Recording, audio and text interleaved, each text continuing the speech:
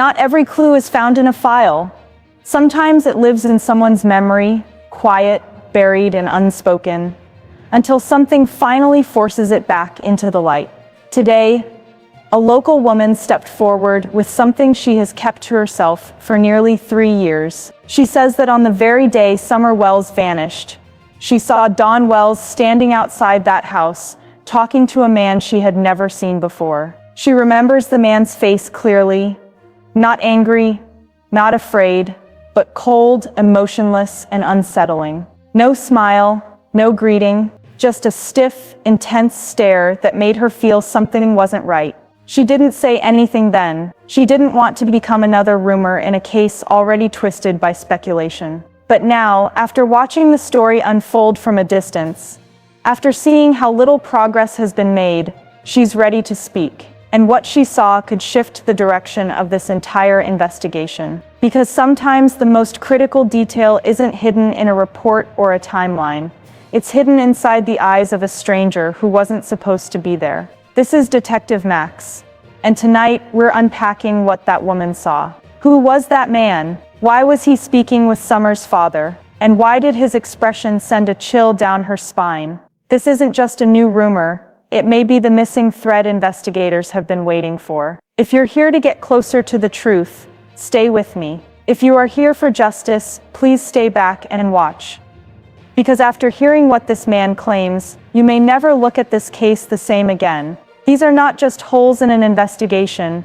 They are cracks where the truth could be hiding. Because children don't just disappear without someone, somewhere, knowing what happened. And in this case, the silence is almost as disturbing as the disappearance itself. But before we dive into this, kindly subscribe to our channel if you believe in fighting for justice. We've just crossed 4,000 subscribers, all because of your support, and we need that same energy to reach 5,000, then 6,000, and then 10,000. So go ahead and drop your fingerprints on that subscribe button, and where are you watching from? Because wherever you are, the day this vision is fulfilled, I will send my appreciation straight to you. Let's keep building this community that fights for justice together. A woman steps forward with something she's kept quiet for years. She says she saw Don Wells standing on Ben Hill Road, speaking to a man she'd never seen before. The man's face wasn't just unfriendly, it was ice cold, emotionless, and it happened the very same day Summer vanished. She didn't go to the public then. She didn't call a reporter. She didn't want her memory to become just another theories on the internet. But now, she's ready to talk. And what she says she saw that day, a private exchange between Summer's father and a stranger with a hardened stare, could change the direction of this case entirely. This isn't a recycled rumor. It's not a clip from a press conference or a closed-door interrogation. This is a new voice. One the public hasn't heard until now. And if her account is real, it raises powerful questions. Who was that man? Why was he meeting Don Wells on a rural road only hours before Summer disappeared? And why did the look on his face make her immediately uneasy? Tonight, we're reopening the timeline with a brand new piece of the puzzle. If this witness is telling the truth, this single sighting could reshape everything we thought we knew about June 15, 2021. Because sometimes the most important detail in a case is the one hiding in someone's memory, silent, for years, until the moment they finally decide to speak. The woman who came forward is not a tourist, not a reporter, and not a conspiracy chaser. She lives here. She knows these back roads the way most people know the streets of their own hometown. For privacy and safety, she hasn't revealed her name publicly. But what she has revealed is a moment burned into her memory like a brand. She says it happened in the late afternoon on June 15, 2021, just hours before the public ever knew Summer was gone. She was moving along Ben Hill Road, the way she does most days, and as she approached the Wells property, something caught her eye. She saw Don Wells outside near the edge of the driveway. That alone wasn't unusual. But this time he wasn't alone. Standing just a few feet from him was a man she couldn't identify. No familiar face from town, no one she'd ever seen at the local gas station or grocery store. He wasn't standing casually either. He wasn't leaning on the truck. He wasn't checking his phone. He was just there, rigid posture, hands at his sides or in his pockets, locked in a conversation with Dawn. And as she passed, that man turned, slowly, and looked directly at her. She says it wasn't a normal glance. No wave, no awkward smile, not even the nod of acknowledgement you'd expect in a small rural community where people recognize each other, even if they aren't close. Instead, it was a cold, hard stare, blank, unfriendly, as if she had interrupted something that wasn't meant to be seen, something private. She continued driving or walking. She won't specify. But she remembers that look. She remembers thinking to herself, he didn't look like someone just making a friendly visit. It unsettled her. But at that moment, she kept going. There was no missing child yet. No Amber Alert. No reason to stop or call anyone. Just a strange interaction at the edge of a property she'd passed 100 times. And then, hours later, Summer Wells vanished. And suddenly that moment, that cold look, and that unknown man became something she could never shake. The woman says it was his expression that made her uneasy. Not a flash of anger, not even aggression, but something far more unsettling. He didn't look at her with recognition or curiosity. He looked right through her, as if she didn't matter, as if she wasn't even there. She remembers no smile, no polite nod, just that tense, fixed jaw, and a stare that made her instinctively want to look away. It wasn't just cold, it was hollow, the way someone looks when they're not simply annoyed or distracted, but when they have no interest in appearing human at all. His body language made it worse. Hands tucked deep into his pockets, shoulders stiff, feet planted firmly as though he didn't plan to move. He wasn't leaning casually on a vehicle or checking a phone. He wasn't making small talk. He looked like someone who came there for a reason. Very specific, very focused, and had no intention of being interrupted. She said Don seemed to be the one talking more, his body facing the man in a way that suggested they were discussing something serious, not casual news, not a neighborly hello, something that required a private moment. Whatever it was, the stranger didn't seem pleased, shocked, or even curious. He just stood there absorbing it, quiet, stone-faced. The woman kept moving. She didn't stop her car, she didn't slow down to stare, but she felt something tighten in her stomach. Her mind told her to just keep going, and she did. But what stands out is this: she never forgot it. The man's face, his posture, the energy around that brief moment. Days later, when the news broke that Summer Wells had vanished, this woman says that was the first thing that flashed in her mind. That cold, expressionless face on Ben Hill Road. She couldn't prove anything. She couldn't say he did anything. But something about that moment stuck, like a splinter she couldn't shake loose. And for years she told no one but close family. Until now. What makes this sighting so unsettling isn't just the man's face, it's when she saw him. June 15, 2020. The very same day Summer Wells disappeared. And not long after this sighting, the Wells family would call 911 to report their 5-year-old daughter missing. The woman believes she passed the property in the late afternoon, hours before the police and media arrived, before dogs and helicopters flooded the hillside. At that point, no one had sounded the alarm. There were no reporters, no news alerts, no missing posters yet. Just an ordinary rural day, except for that man. If her memory is accurate, this wasn't a stranger showing up after Summer vanished. This was during the calm before the storm, when everything still looked normal, at least on the surface. That places the stranger directly in the timeline, before law enforcement even knew a crime may have occurred. That one timestamp changes everything. Because official narratives have always revolved around family members present and a narrow window where Summer disappeared. If a man outside the family was on that property, and if he hasn't been identified or accounted for publicly, then every theory, from abduction to conspiracy to premeditation, has to be re-examined. It raises questions. Was this a planned meeting, a debt, a threat, a handoff, or just a random moment with no connection at all? If the woman's memory is real, and if law enforcement finds it credible enough to investigate, then this could be the first time in years where the case opens a brand new door. The obvious question is, why did she keep this to herself for so long? How does someone witness something so unsettling on the very day a child disappears, and remain silent for nearly 3 years? Her answer, in her own quiet words, is fear of being wrong, fear of turning a tragedy into her own spotlight moment, fear of saying the wrong thing, and becoming a target.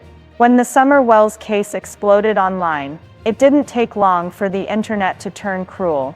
Theories became accusations, names were dragged through the mud, and anyone who stepped forward with a story that didn't fit someone else's theory was labeled a liar, an attention seeker, or worse. She didn't want to be that. She didn't want to be called just another rumor. And besides, she told herself maybe it meant nothing. Maybe it was just a visitor, an uncomfortable expression, nothing more. So she stayed quiet, told a few close relatives, and kept the memory locked away. Until now. Something changed recently. Maybe it was a public plea from law enforcement. Maybe it was a news segment, replaying the timeline once again. And this time, the guilt finally outweighed the fear. Maybe she realized that her silence could be part of what's keeping the truth hidden. She said she couldn't keep asking herself what if anymore. What if that man knew something? What if that moment mattered?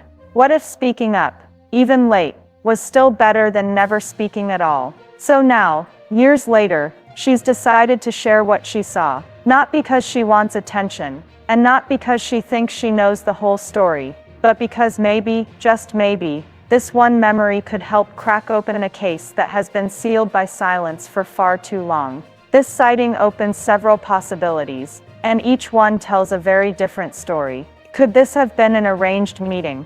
Maybe Dawn Wells and this unknown man were deliberately talking about something private, away from phones, away from the house. A conversation planned ahead of time, about what, we don't know, but serious enough not to greet a passing neighbor, or act casually in public.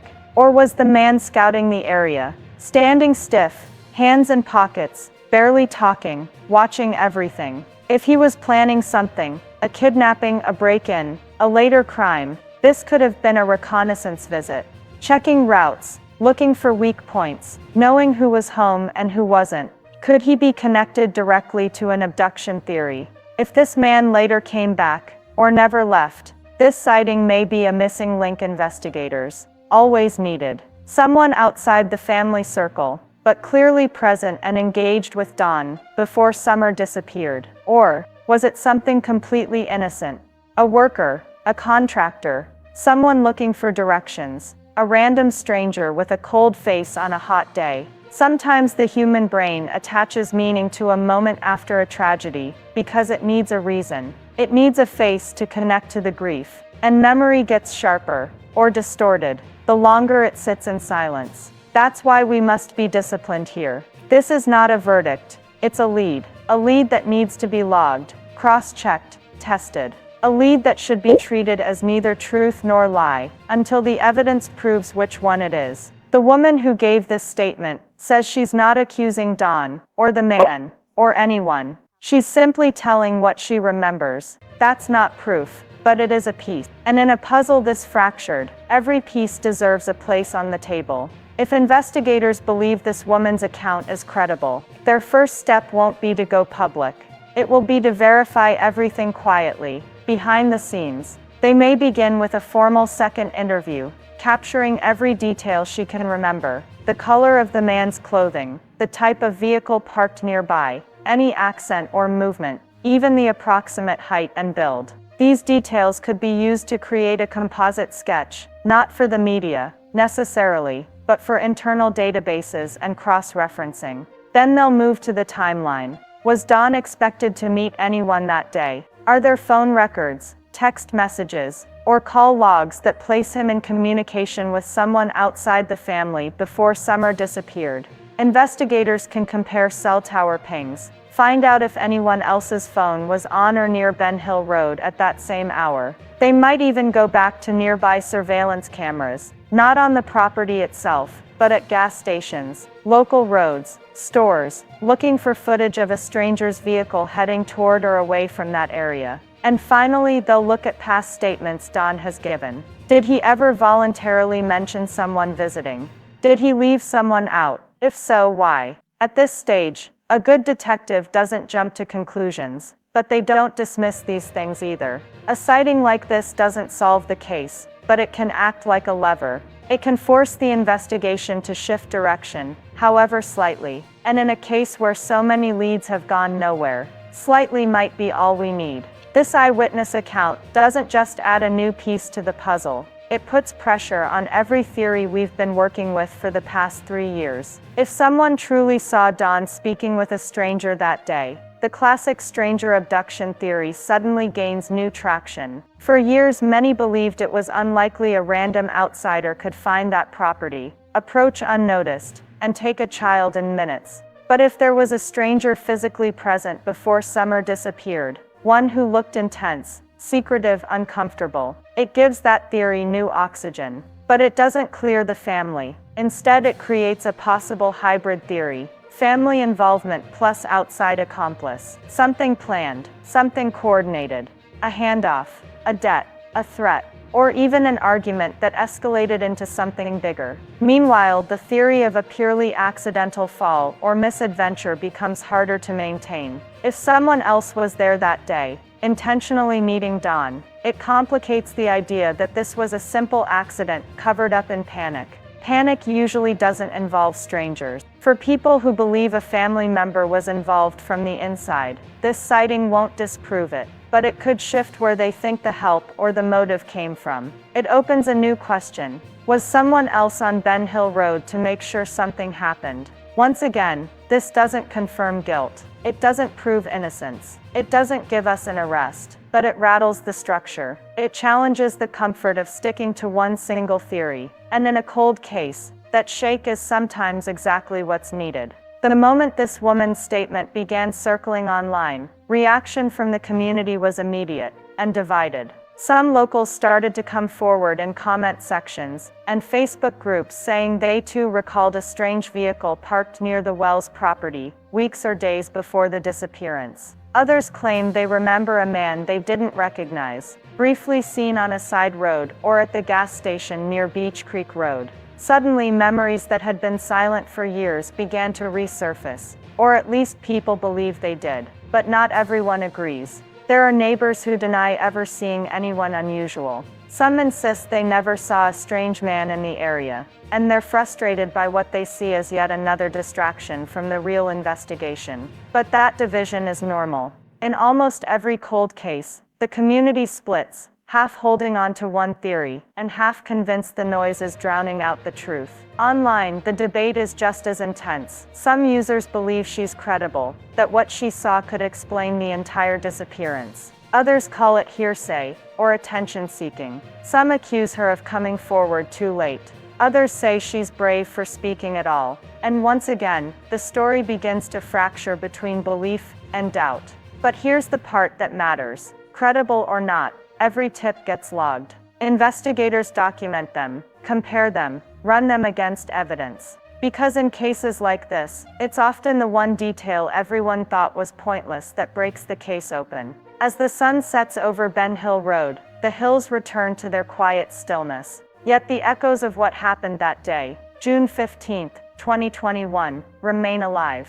The sighting of Don Wells speaking with a stranger, shared by a woman who carried it in silence for years, has reminded us all how fragile truth can be, and how close it can sometimes hide in plain sight. Summer Wells deserves justice. Every lead, every memory, every observation matters. This new statement isn't proof. It's a spark that could reignite search efforts, open doors, and perhaps inch investigators closer to answers the Wells family has waited for so long. As viewers, your role matters too. Share this story. Keep your eyes open. If you have credible information, contact the Tennessee Bureau of Investigation immediately. Even the smallest detail could be the missing piece. Detective Max is here, not just to report, but to investigate, analyze, and push for answers that matter. We will continue to follow this case, to examine every lead, and to make sure Summer's story stays in the light. Stay with us, stay engaged,